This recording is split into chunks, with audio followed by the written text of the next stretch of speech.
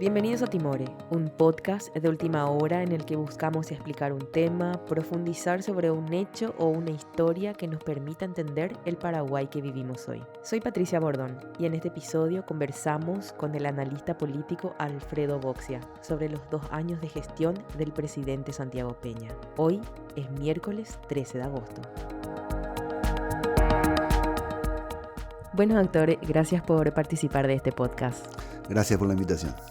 Bueno, el gobierno del presidente Santiago Peña está pasando rápido y tanto, así que hoy vamos a sentarnos a analizar los 2 años de su gestión, de su gobierno. Y en ese sentido le consulto, doctor, ¿qué calificación merece la gestión del presidente Santiago Peña? Es difícil establecer una nota, porque los primeros 2 años de la gestión de cualquier gobierno son los años fundamentales, ¿verdad? En los que tiene todavía las manos libres para poder hacer los cambios de rumbo que prometió en la campaña, y todavía no está contaminado por el proselitismo de las elecciones municipales primero y las generales después, que van a ser en el 2026 y en 2028, ¿verdad? Entonces, es evidente que muchas de las promesas de campañas no se cumplieron y hay un país que parece haber avanzado poco en estos 2 años, cuando pudo haberlo hecho mucho más, ¿verdad? Tuvo la facilidad de tener una hegemonía de su partido en todos los poderes. Sin embargo, me parece que tenemos un Paraguay demasiado parecido al de 5 o 10 años atrás. Su lema justamente de campaña fue "vamos a estar mejor", y lo sigue repitiendo cada vez que tiene oportunidad. Y le consulto, ¿estamos mejor? Yo creo que el abucheo que recibió en la inauguración de los Juegos Panamericanos Junior fue un baño de realidad para todo el gobierno, ¿verdad? Porque sus medios permanentemente hablan de lo bien que estamos, de cómo progresamos, de la magnífica estructura económica que tenemos, de las inversiones que están siempre por llegar, pero sin embargo en la calle se siente una temperatura muy distinta, ¿verdad? Gente que está cada vez más, con mayor rabia, diría yo. Entonces, ese "estamos mejor" es para un pequeño grupo, ¿verdad? Que probablemente sí esté mejor, ¿verdad?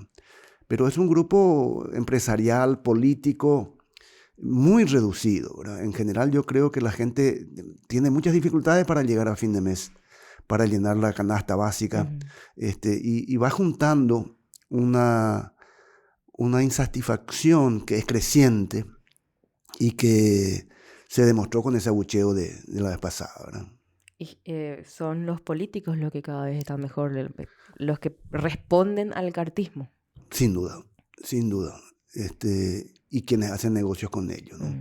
El cartismo tiene en ese sentido una estructura muy, muy perniciosa de permitir la corrupción, de darse privilegios que la mayoría de la población no tiene.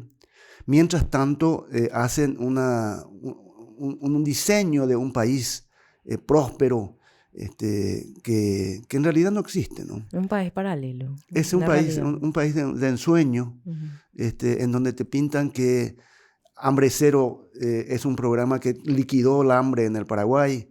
Que beneficia a pequeños productores también. Sí, y la verdad es que en los rubros que más siente la gente, salud, educación, vivienda, no hubo cambio, ¿verdad?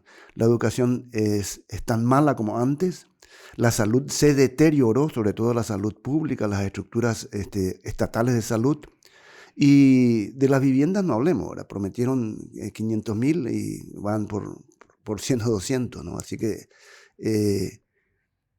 creo que se van a llevar una sorpresa en un futuro próximo, porque el malestar de la gente ya no se puede disimular.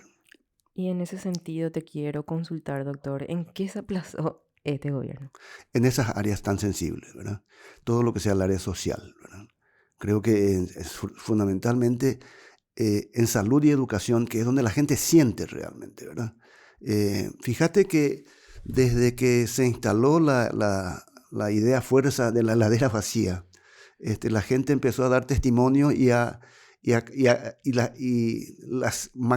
bellísimas cifras macroeconómicas se derrumban ante la realidad de que la canasta básica está inalcanzable, los alimentos están incomprables, ¿verdad? Peña también había prometido que la gente iba a tener más plata en el bolsillo. Pero Sí. finalmente, con todo lo que ya estamos diciendo, eso no se refleja. Cada día cuesta más llegar a fin de mes y hasta la gente incluso está dejando de comprar carne. Exacto. Lo que pasa es que ya está ultra comprobado que la estabilidad macroeconómica o que le vaya bien a los empresarios y a la gente que siempre luego le fue bien, no gotea. Esa es una prosperidad que queda allí arriba en la punta de la pirámide, pero no beneficia a los que están abajo. Y los que están abajo son mayoritariamente muy numerosos, ¿verdad?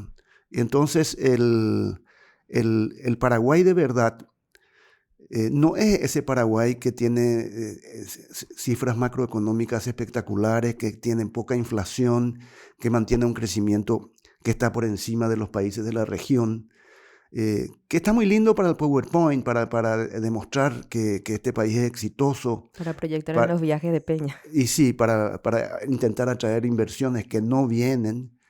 Pero el verdadero país es el que tiene estas dificultades en lo social que estamos diciendo, ¿verdad?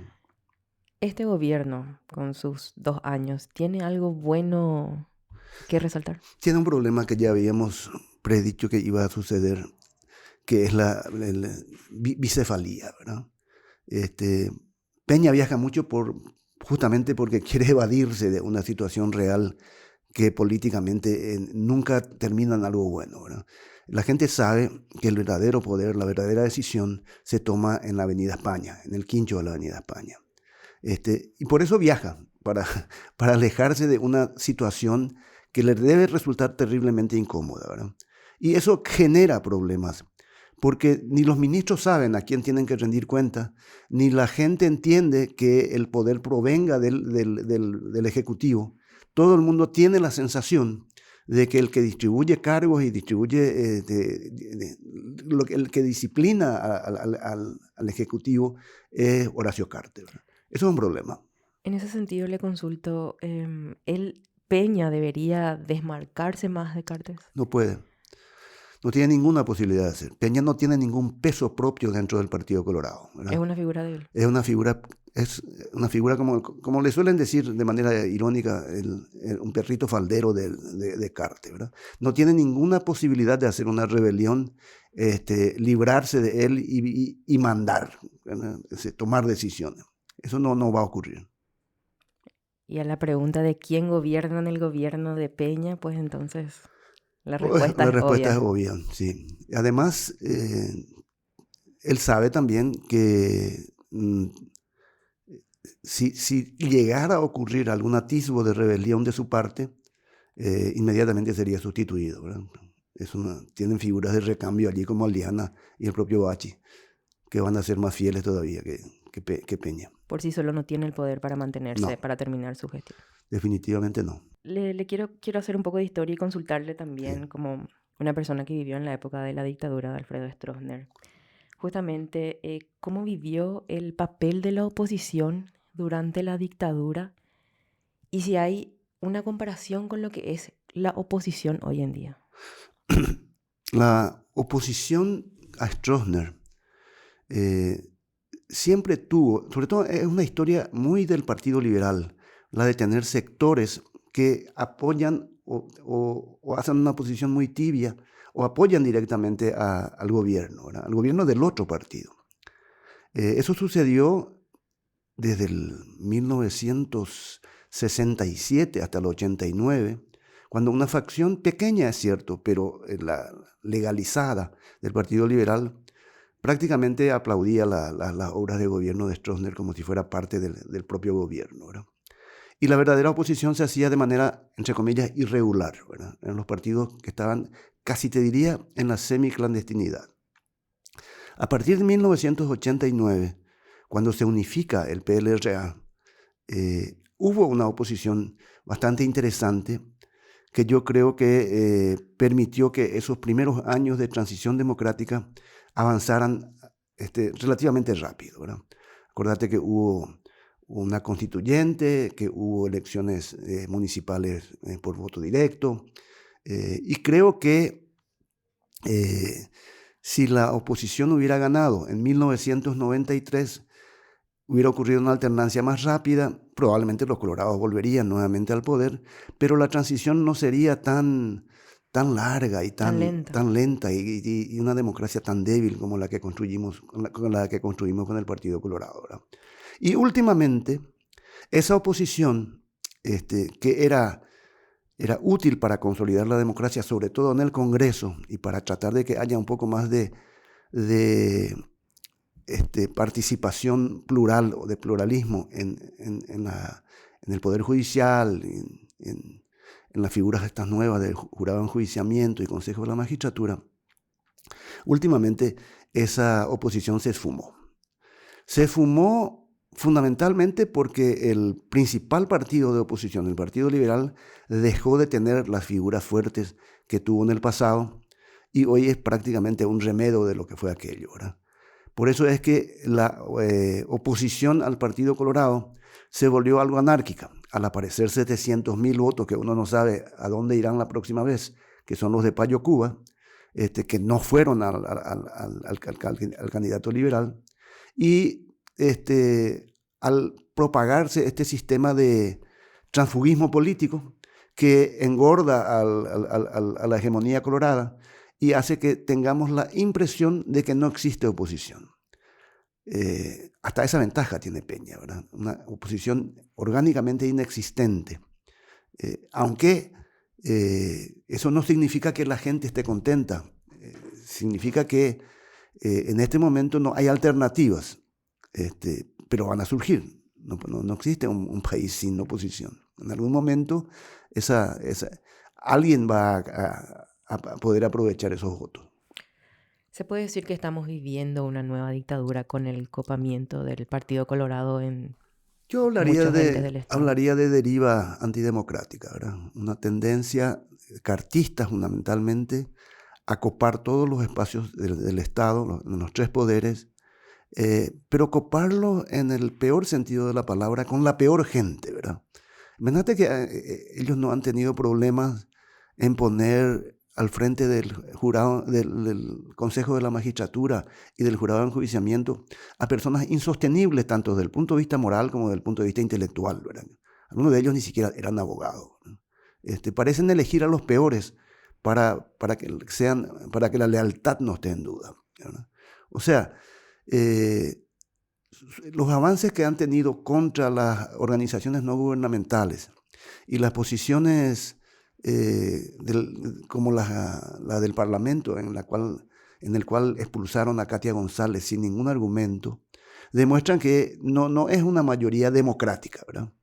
Todavía este país tiene cierta institucionalidad democrática que creo que puede evitar que esa deriva continúe, pero es necesario que la gente participe.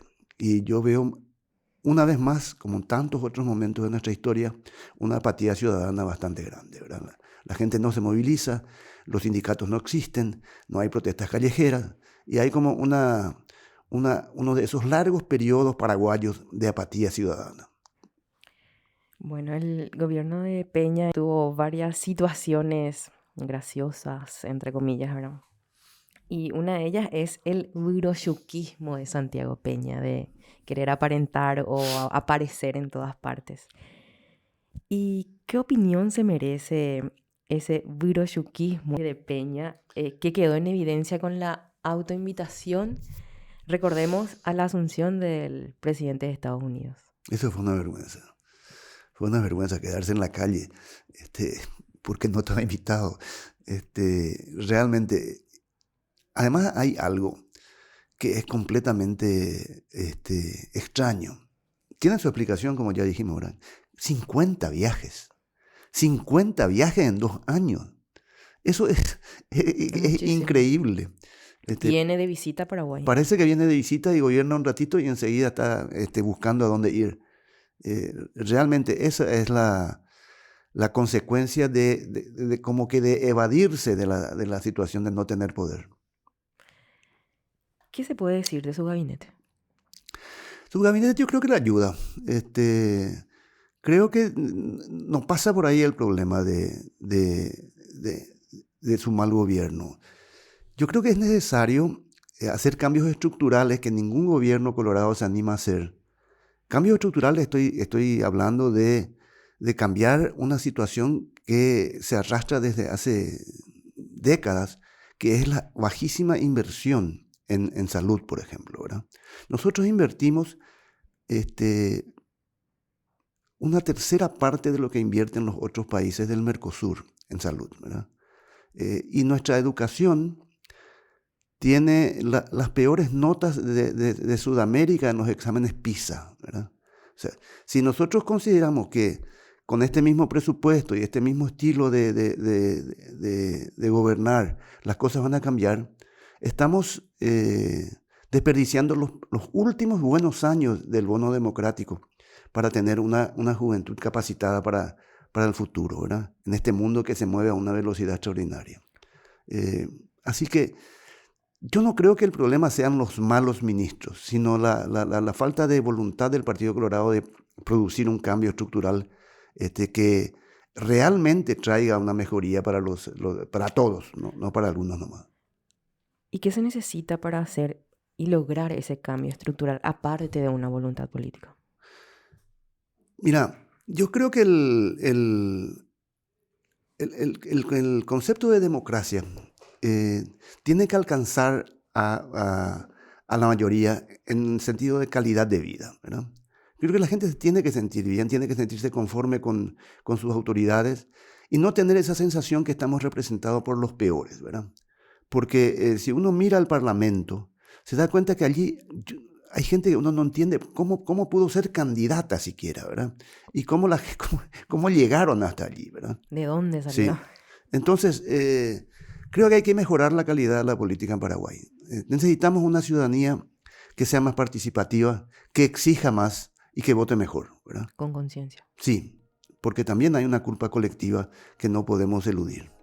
Gracias, doctor, por su análisis y colaboración. Por favor, un placer colaborar con ustedes. Gracias por la invitación.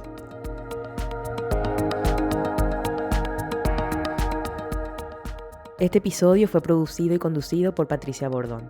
La edición de sonido corresponde a Renata Carballo. Como invitado estuvo el analista político Alfredo Boxia. En la coordinación editorial estuvieron Hilda Rodríguez y Fernando Boxia. Nos pueden encontrar en todas las redes sociales de Última Hora, en nuestro sitio web www.ultimahora.com, así como en Spotify o en su plataforma de podcast de preferencia. Gracias por escucharnos y hasta un próximo episodio.